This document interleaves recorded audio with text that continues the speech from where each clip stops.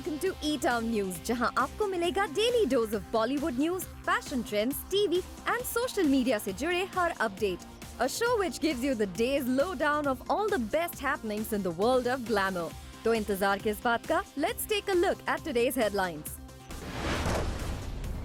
आमिर खान की फिल्म लाल सिंह चड्ढा की स्टोरी में अब कोरोना क्राइसिस को भी किया जाएगा शामिल. विकी कौशल, तापसी पन्नू, वरुण धवन और करण जौहर ने एक्सेप्ट किया बिग बी और आयुष्मान खुराना का tongue twister challenge. Kunal Khemu ने शेयर किए डॉटर इनाया के साथ मेडिटेशन सेशन के ग्लिम्पसेस. कंगना रनौत ने एक बार फिर फिल्म इंडस्ट्री के होनहार कलाकारों से किया सवाल.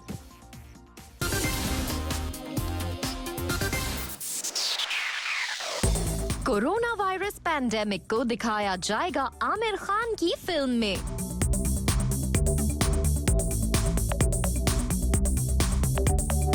फिल्म लाल सिंह चड्ढा में कोरोना वायरस पैंडेमिक को भी किया जाएगा इनकॉर्पोरेट.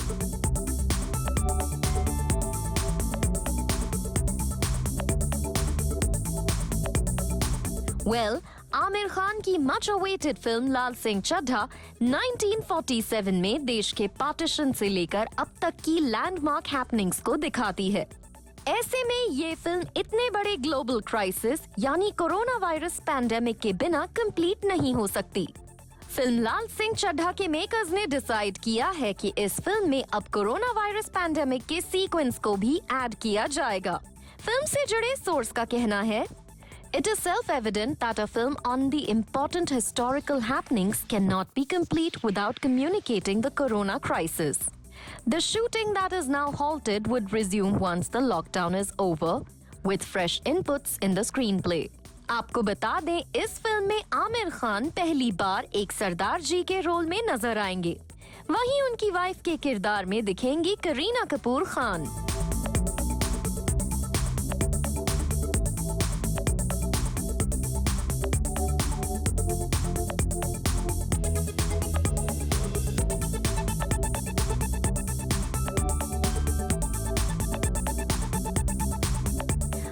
ये फिल्म इस साल क्रिसमस पर रिलीज होने वाली थी, लेकिन कोरोना वायरस की वजह से रुकी शूटिंग के कारण इस फिल्म को क्रिसमस पर रिलीज नहीं किया जा सकता है.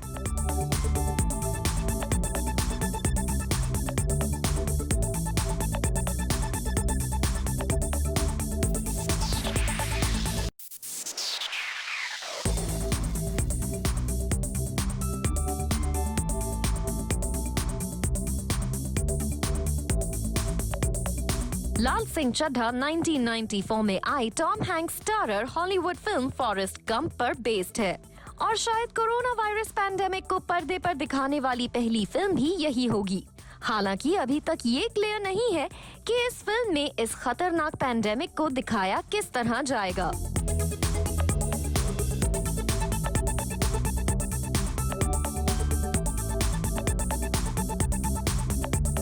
वैसे फिलहाल फिल्म की रिलीज डेट को लेकर भी मेकर्स ने कुछ क्लियर नहीं किया है, क्योंकि जिस तरह के हालात हैं उन्हें देखकर ये कहना मुश्किल है कि ये फिल्म कब तक तैयार होगी. ऐसे में लगता है कि आमिर खान के फैंस को लंबा इंतजार करना पड़ सकता है.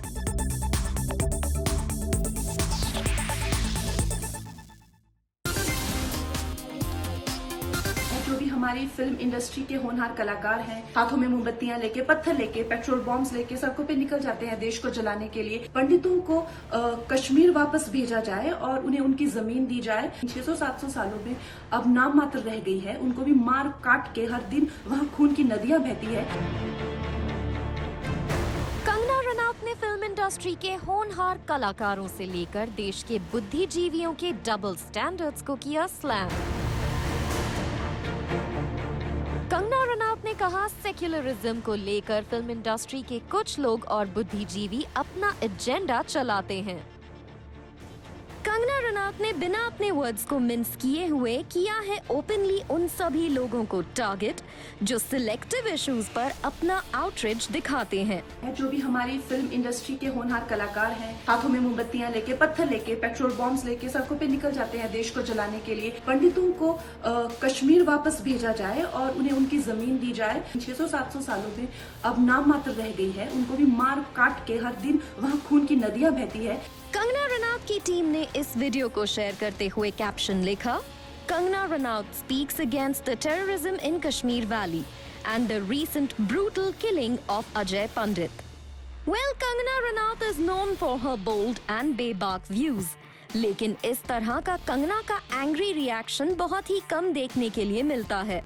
दरअसल कंगना को इस बात से प्रॉब्लम है कि सेलेब्स और देश के कुछ लोग सिलेक्टेड इश्यूज पर प्लग कार्ड उठाते हैं और कंगना को ये सिलेक्टिव बिहेवियर नहीं है पसंद।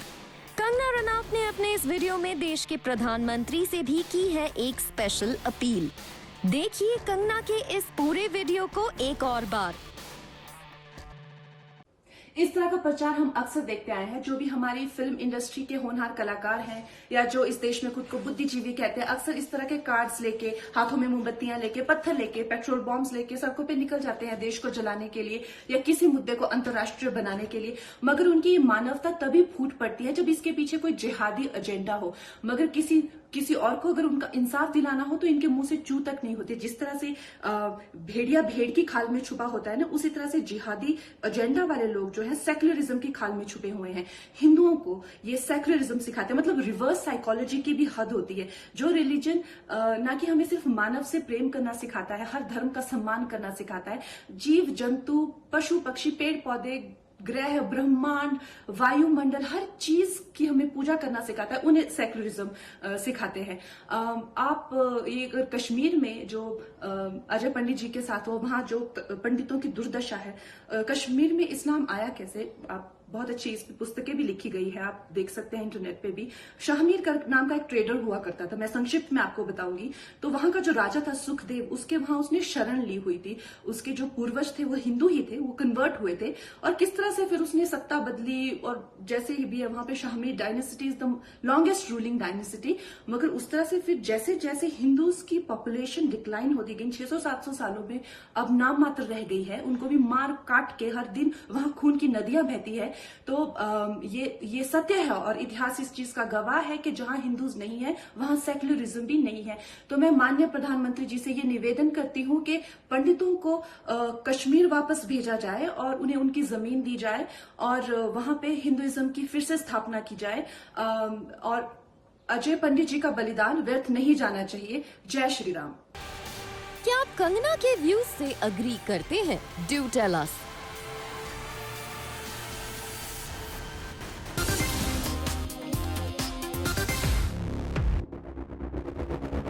मलाइका अरोरा की बिल्डिंग को किया गया सील। मलाइका की बिल्डिंग में एक शख्स के कोरोना वायरस पॉजिटिव होने के बाद अथॉरिटीज ने लिया डिसीजन। रिपोर्ट्स के मुताबिक मलाइका टस्कनी नाम की बिल्डिंग में रहती हैं और 8 जून को इस बिल्डिंग में रहने वाले एक शख्स को कोरोना वायरस पॉजिटिव पाया गया, जिसके बाद अथॉरिटीज ने इस बिल्डिंग को सील करने का फैसला लिया। वैसे मुंबई में इससे पहले भी कई सेलिब्रिटीज की बिल्डिंग्स और यहाँ तक कि हाउस हेल्प की कोविड-19 पॉजिटिव होने की रिपोर्ट्स आ चुकी हैं। हाल ही में न्यूज आई थी कि करण जौहर के घर में काम करने वाले 2 स्टाफ कोरोना वायरस पॉजिटिव पाए गए हैं और करण जौहर ने इस न्यूज को सोशल मीडिया पर शेयर करते हुए कहा था, I'd like to inform you that 2 members of our household staff have tested positive for COVID-19. As soon as the symptoms were detected, they were put under quarantine in a section of our building. The BMC was informed immediately and the building has been fumigated and sterilized by them as per the norms. The rest of us in the family and staff are all safe and display no symptoms.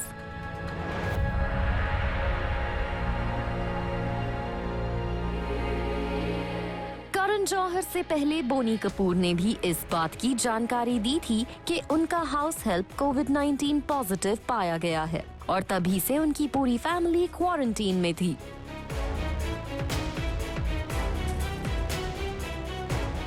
लेकिन अच्छी बात ये रही कि अब quarantine period खत्म होने के बाद रिपोर्ट्स आई हैं कि बोनी कपूर और उनकी डॉटर्स जानवी कपूर और खुशी कपूर पूरी तरह से ठीक हैं।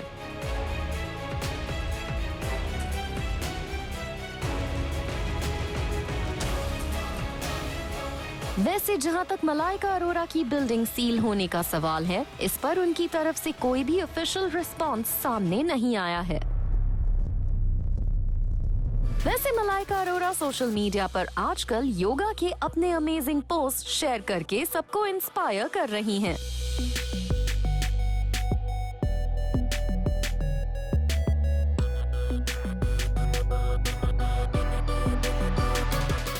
साथ ही मलाइका ने अपना एक फिटनेस ज्ञान भी शेयर किया with fans.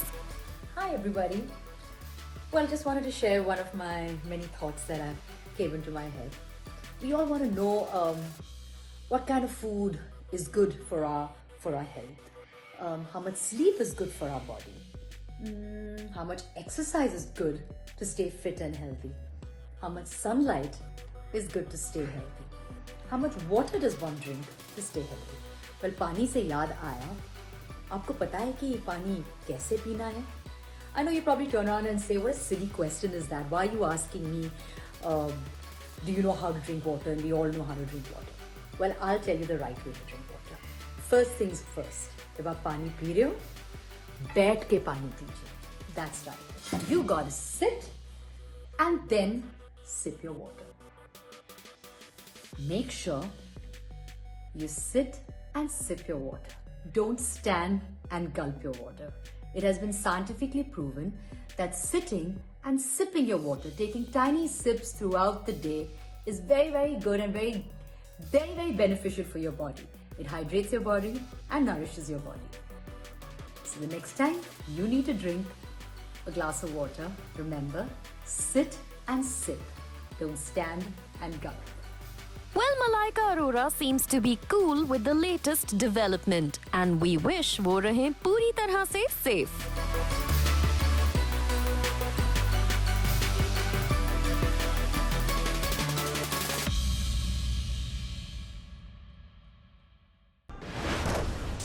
Coming up on the show, Selena Jaitley ने Zoom से की candid conversation.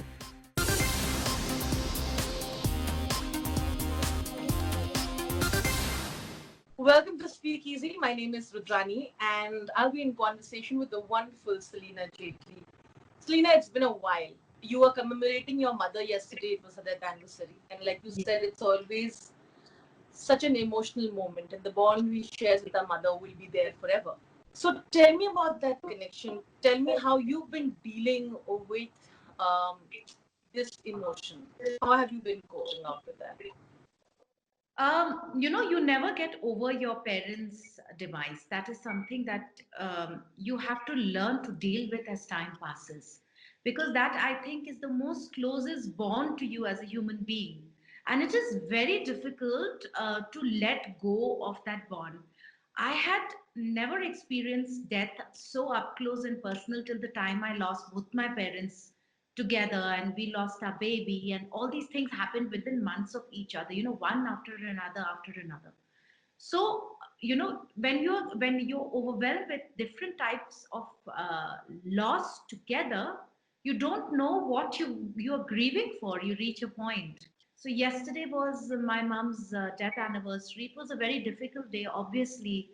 And I think because I lost both my parents together, and because we lost our son at the same time, all these things happened all together. I did not know what to grieve for. It was a whole package that fell upon us, and I guess that's why it took me longer or to come to terms with it. You see, and movies also happen in the process of grieving.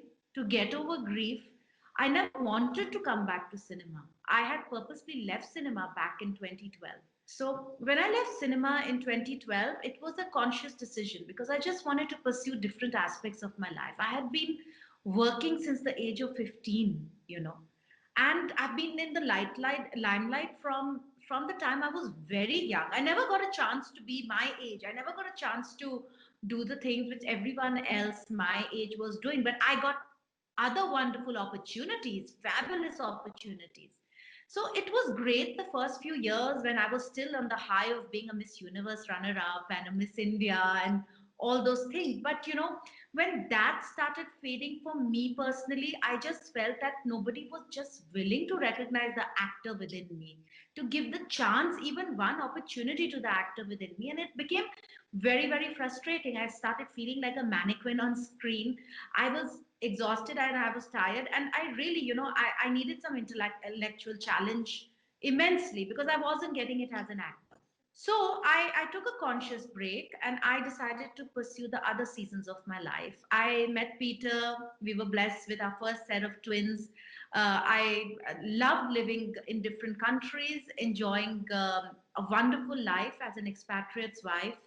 And then I got absorbed with United Nations. I've been working very deeply with LGBT rights for over 2 decades, but joining forces with the UN was a very wonderful point in my life because I got to do so many things with a lot of validity.